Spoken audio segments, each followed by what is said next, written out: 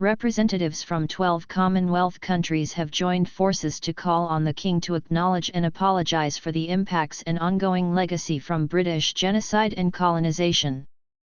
The statement, which has been sent to Charles, calls on Britain's new monarch to act on the royal family's recent expressions of sorrow by beginning a process for reparations and returning stolen artefacts and bodily remains.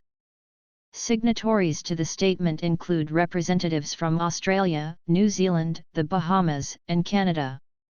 The statement said, "Our collective Indigenous Rights Organisations, among other organisations who are working to help our communities recover from centuries of racism, oppression, colonialism, and slavery, now rightly recognised by the United Nations as crimes against humanity, also call for a formal apology and for a process of reparatory justice to commence."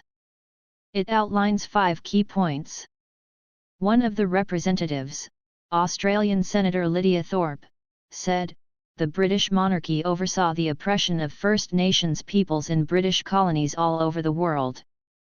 The horrific impacts of British colonisation, including the genocide of our people, theft of our land and denigration of our culture, are still felt today.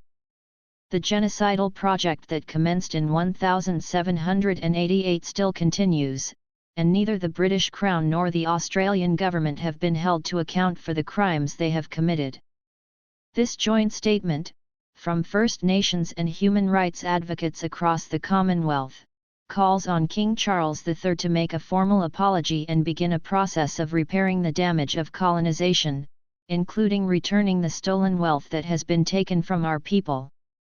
In early April, the King expressed his support for the first time for research into the historical links between the British monarchy and the transatlantic slave trade. Buckingham Palace said Charles takes the issues profoundly seriously and the royal household will help with the academic project by offering access to the royal collection and the royal archives.